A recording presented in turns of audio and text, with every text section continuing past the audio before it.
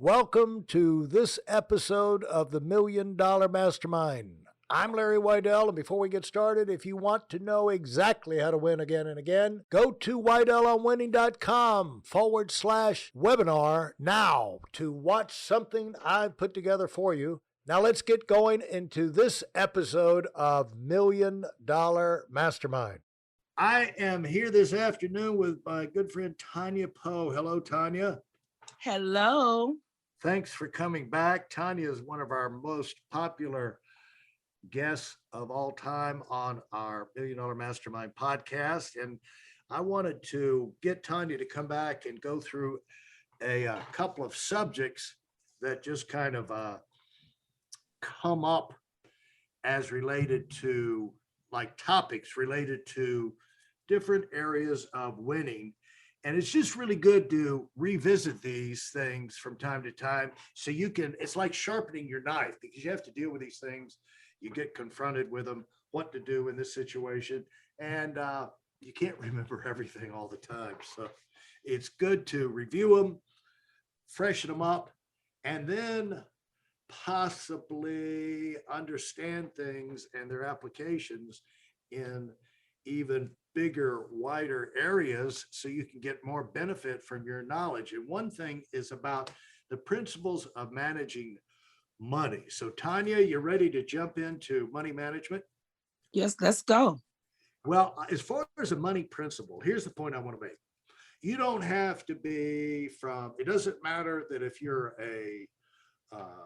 you have a Ivy League education, average education, no education, doesn't matter where you live, doesn't matter what your job is. You can use good financial ideas to navigate your life, or you can use bad financial ideas. And you can actually even make a lot of money and still do a bad job of managing it by not having these kind of parameters set up inside of your head, like boundaries of, this is the amount of money I've got to spend. And see, a lot of people go through life running their life like the federal government. They just print money, until they get away with it. As long as they can get away with it, and then they, run up all the credit cards and all the debt, then they go down. And what you want to do is you want to know where the limits are.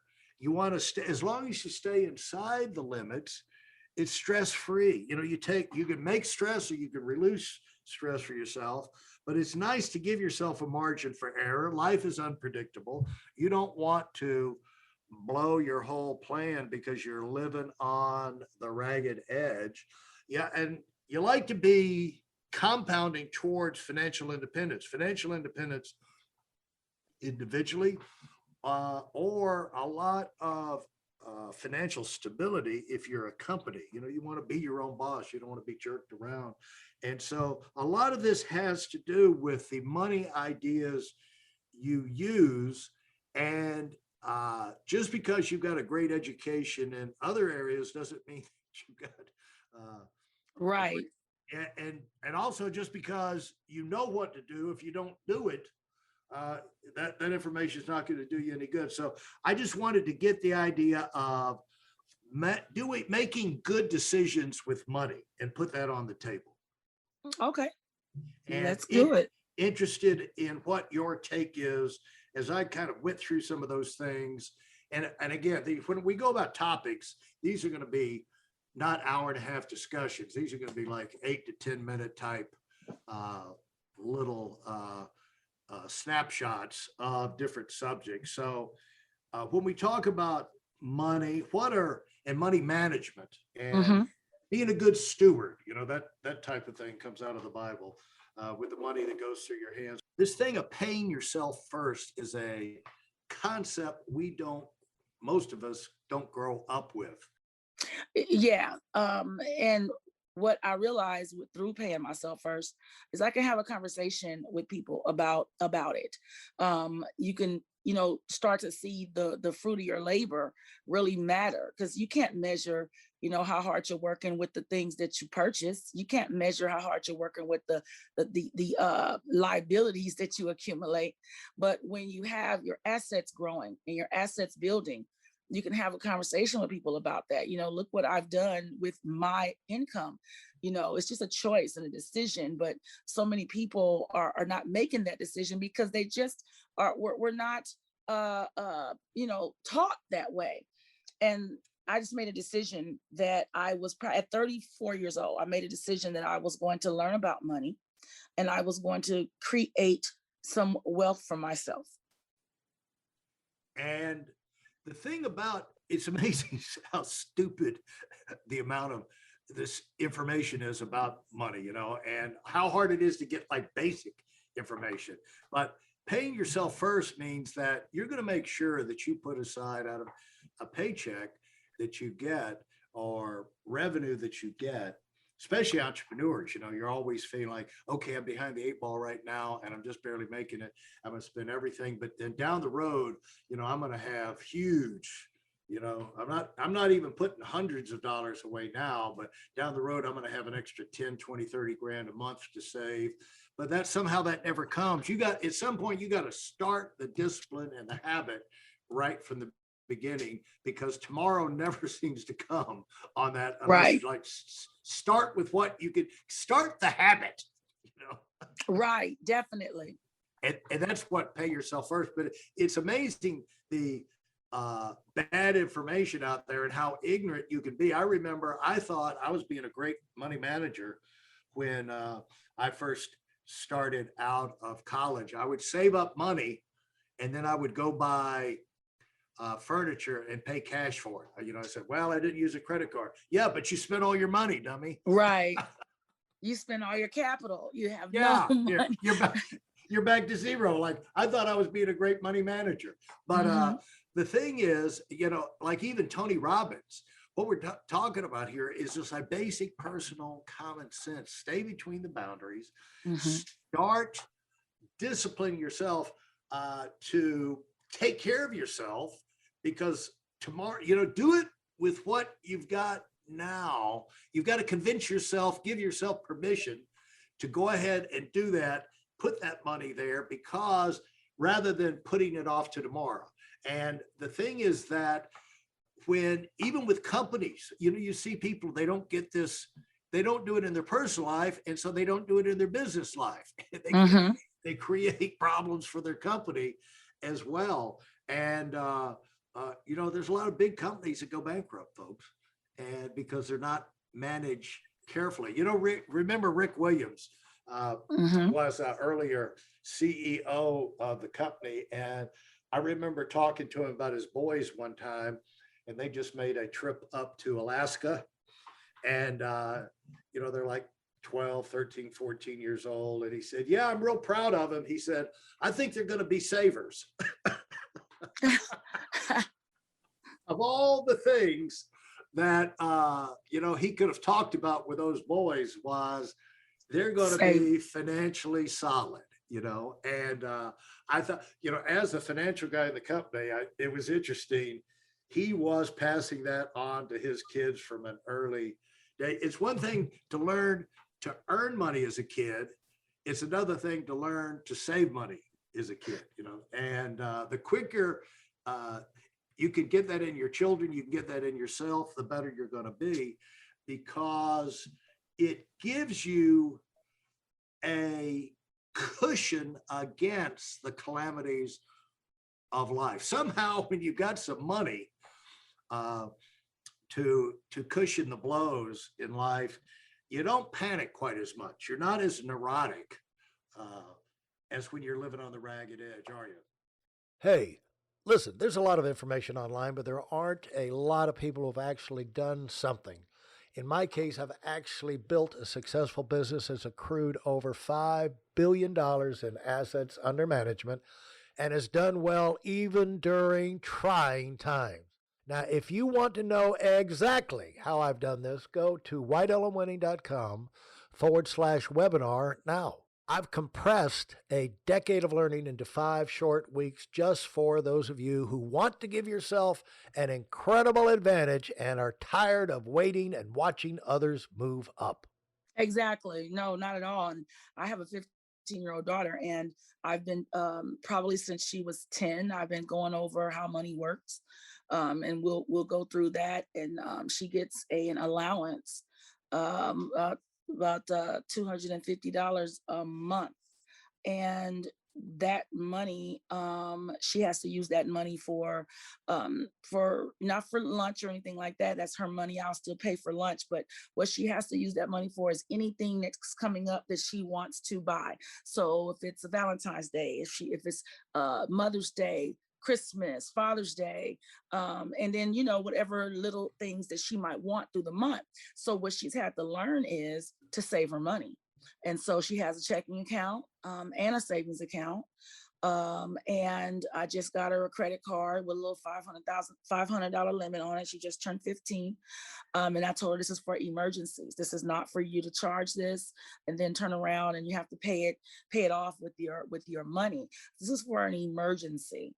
And she joked and she says, well, would an emergency be that I get my allowance on the 15th, and today's the 10th, and I want to get a pair of shoes, and so I just use it and then put the money back when I get it? No, that's not an emergency. So then we had to go over what emergency was, but I'm teaching her to be responsible with her money. You can purchase some things that you want, but let's first get the things, put money away for you. And so I teach her that of the money that you get, there's a portion that will never be spent. So whether, I don't care if it's just $50, you put that up and you watch that grow. You save what you want to do things you want, but there's a portion of this money that should never, ever, ever be spent. It's for later on in life. And at first it's hard when you have young ones, trying to get them to put money away and not touch it. But she's got it now, so she's proud of what she's saving. But you have to start early, and no one did that with me. My parents loved me to death, but they just didn't know. They can't tell me or teach me what they don't know, and I've taught them. I'm 48 years old as of yesterday, and it's been 13. Congratulations. Thank you. It's been 13 years that I've been in finance, and in these 13 years, my parents have learned so much. They're 71 and 73 years old. They've learned from me. And I think that's the goal. The goal is to make sure that, you learn it, but then you also teach it. And you're never too old to learn about finance, because that's just an area that has been neglected in so many areas. Yeah. And the thing is, you like every area of your life, you win with a plan or a basic idea of how it's supposed to go. And you've got to have short-term and long-term goals. And the thing about money is that you have short-term money, and this is money that you'd use over a 90-day cycle. You got to have an emergency fund. A good guideline is 3 to 6 months of income in an emergency fund to take care of, new tires for the car, or, all of a sudden roof on the house or something, or a tree falls over, so whatever. You have these surprise expenses, but then you have, that's called the put and take money, the emergency fund. But then you have the long-term money, which is the put and leave. And this is the money for the future, and you're not going to touch for any reason, because that's your nest egg. That's your financial independence. That's your security and buffer against the world. Not going to get in there. And so, so if you win when you have a plan, it makes it easier for you when you understand that. To understand a thing like a budget. Now, budget's not getting a spanking. It's not a discipline. It's not a bat because you've been bad. A budget is gives you an idea of staying in the line. You can comfortably afford to spend this much money on this much money on that, and still get these other things going. Right. And you look at a budget as, which I never did. I always thought a budget is from the devil. You know what I'm saying? It's like a budget is a boss telling me what to do. A budget is something that you rebel against.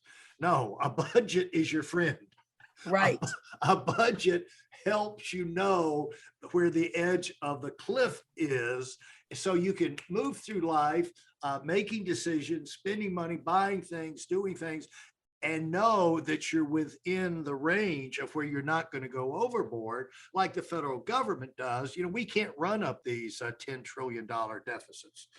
We can't print money, but so many people live their life like the government does. They decide, hey, we need this, and then they go spend money and get it, and so don't worry about paying it back. That's for somebody else or another administration. Well, we are elected for life to run our life, and so Right. we're responsible. And so when you understand some of these concepts, you can kind of calm down on worrying. The whole idea is when you don't have money, I mean, financial fears will crush anybody, won't they? Yes, they will. And what's funny is, prior to me being in finance, I used to budget all the time, but I didn't budget for the right reasons. I budgeted because I didn't like not being able to go spend money on the things that I want to spend money on. So I would budget, and I would budget really, really strategically, and then I would have money left over to go shop for things I didn't need, to go hang out with my friends. And so I would budget for that, not budget to be able to put money away. I wasn't a saver, but I was always a budgeter. I could budget down to the drop, to the last T. So that piece did help me when I got into finance, because the budget part I already had, but now I just have to change the reason why I was budgeting to Right. to put money away for the future, not to have more to spend and blow. You know what I mean? Right. And I think that people that do budget but don't save, um, they have to understand that, you already have the habits of budgeting, but now you just have to change the concept, to change the reason why you're doing it, and part with that money. Sometimes it's very difficult to part with this extra $200, or part with that. That's why I think it's very important to put yourself in a program where, hey, you put your money away. They take it out of your checking account.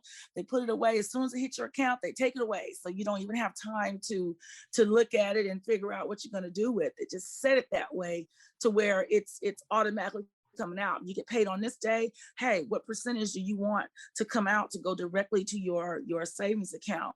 And that helped me a lot, tremendously. And I think that helps a lot of people just learn how to put money away. Some people don't even know or understand how to do it. It seems so simple, Larry, but some people don't know how to do it. They don't even know how to put it into their life. And when you do, you give yourself the privilege of taking advantage of what Albert Einstein or something, Warren Buffett or one of these geniuses said is the eighth wonder of the world or something, which is the magic of compound interest, and how that, you put money aside and you get a chance to make interest on your money, and then interest on the interest.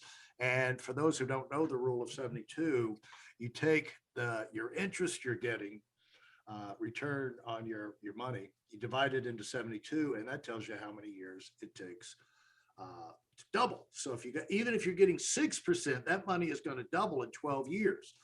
And over a career, even at 6% interest, it could double several times the sooner you get that out and get it in one of those accounts. And so anyway, that we won't get into where to put the money because that's advising, but you need to think about yourself and get some of that money that's going through your hands over to the side where it can start working for you rather than just be spent.